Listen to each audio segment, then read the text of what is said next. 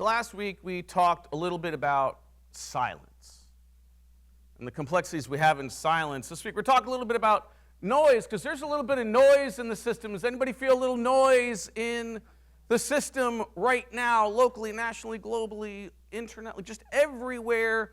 Noise, noise, noise. And that doesn't even count the stuff that's going on in your personal life that's enough to begin with. And sometimes there's just so much noise, it's just like, oh! Anybody want to just cover up your ears and just go blah, blah, blah, blah, just like scream out with all that's going on? I don't know how loud that was. I actually did cover up my ears, so I have no sense of what that sounded like to you at all. Anybody just want to close your eyes and just be like, oh, make it all go away? Right? There's so much noise, and almost all of that noise is bad news right now. And it is designed to be that way. It is designed by the left. It is designed by the right. It is designed by the people behind the algorithms and social media to make it this way, to make you angry, to make you fearful. And what often is really needed in that moment is to take that silence that we talked about last week, to try to find that place of peace. But often what happens instead is we grab our device and we do something, and I love this term, doom scrolling. Anybody heard that term, doom scrolling? All right, doom scrolling is when you just cannot get off of your device because you're just seeing all the different things and you're just going and going and going. And it's designed to do that. Like, it's designed in the size of the clips, the type of the clips, to keep you engaged, to keep going to the next thing. I've done it. I've finally broken the cycle, but it took a little while. If you were spending any more than 2 hours on social media, come see me. We have better things for you to do with your time. Right? The other thing is all this bad news crowds out our attention for all of the good that is in fact going on. And here is the good news that I have for you today. And it's not the only good news. It is a God, for those of you who don't know, you're probably like, what is this person doing with these boards and these like awful drawings, right?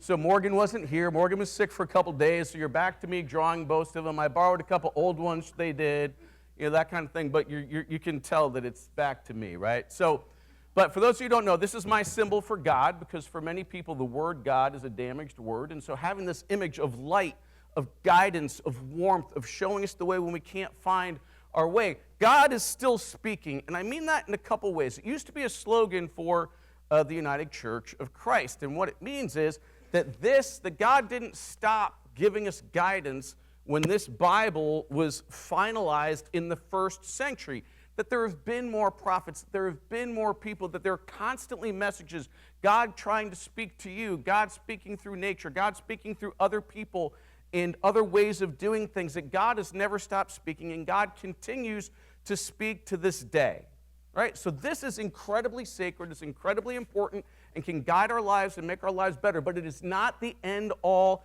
and be-all of God's direction to us, because God didn't stop talking in the early first century. But the other thing is this, God's still trying to talk to you, try to speak to you now about the good that is going on in the world. But God sometimes, and I have this from personal experience, will bang you on the side of the head, right? But you have to say no a lot. If you say no a lot, you eventually get banged on the side of the head by God. But most of the time, God is very gentle and whispers the messages or says, and if we're like this, blah, blah, blah, blah, blah, blah, blah, blah, blah, trying to block out all the noise, then we're also blocking out the ability for God to get that whispered message to us. And so if we're going to hear those things, those good things, and the good direction for us and where we can go in more healthy habits, if we want to hear this God who is still speaking in this very moment, trying to get to you, and when you walk out these doors, this God will still be trying to talk to you, you need to slow that down, try to get away from that noise, and listen for that direction.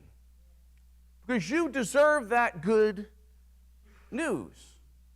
And you are also called to be that good news in times exactly like these. Let's hear from Isaiah and Paul and see what they might have meant when they were saying that stuff that was well read. And thank you for making sure that our hybrid community is well represented. Be doing more of that as we go forward. But from Isaiah today, we're in Isaiah chapter 52, and it starts, "How beautiful are the feet of the messenger who announces the good news." How beautiful are the feet of the messenger who brings good news, who announces God reigns. Who announces that God reigns. Now, I don't know about you, but it may feel, and it does feel like to me every once in a while, like evil's reigning. Oh yeah, I heard her. I heard like just these guttural, visceral, like oofs, right? Like, oh yeah, right? And it feels like that sometimes, but it's not evil that reigns. Who reigns? God reigns, and we need to be a part of that. We are the hands and feet and eyes and heart walking on this earth, trying to do those things that God is trying to make reign, because good news exists still.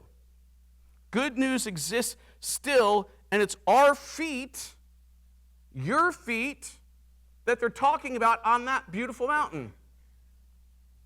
It's like, wonderful, how beautiful upon the mountains are the feet of the messenger who brings good news. Who are those feet? They're your feet. Nobody else's. There isn't anybody else to do it. There isn't anybody else to do it. So Isaiah is calling you to be out there and do this. And they're like, okay, well, how do we do this? And Isaiah's like, well, I got an answer for you. Verse 8. Listen. Listen. I'll keep talking to you, I promise. Listen. And then lift up your voices to penetrate through the noise. Lift up your voices to deliver the good news to the people. Listen and then lift up your voices to get the good news out. And verse 9, break forth and bring the good news. Listen, lift up your voices and go and act and do what needs to be done. Because God is at work. But God's work can only be fully done if, and only if, and this is what sometimes people get confused. It's like, look, if I don't do it, don't worry, God's big and powerful and God can get it done if God wants to. That is not biblical. That is a lie that humans have created in a bad form of religion. What we've talked about, good religion and bad religion. God never says, I am going to do it all for you. It is, I will help you if, and only if, you do your part. If you do your part and listen through the noise and break forth and be the beautiful feet who bring the good news. And then Paul kind of reinforces this in his letter to the Philippians. He's like, finally, beloved. Right? And this is a theme of Jesus and Paul all the time. I know Paul gets a bad rap in certain things sometimes, but Paul always leads with love. He may be right sometimes, may be wrong sometimes, but he always leads with love. Finally, beloved. Now he's pleading with them. This is the end of the letter to the Philippians. It's like, whatever is good, whatever is noble, whatever is important is going to make the world better for other people. If there is any excellence in you or anything worthy of praise, go and do that and keep doing it. Keep on doing these things that you have learned and received. Whatever you need to do for good news, do it and keep doing it. So I've got good news for you again. That's this. I don't know if you can feel it yet, but the good is rising. Right? The good is rising. But it will only continue to rise if we listen and we respond to that call and we go out and we do that work of whatever is necessary, whatever is good, whatever is pure, to bring that good news out into the world. The good is rising, but it needs us, and it needs us now. And as we talked about a couple weeks ago, it's not about the letter of the laws. It is about the heart of God's message, and that is what Isaiah talks about, and that is what Paul talks about.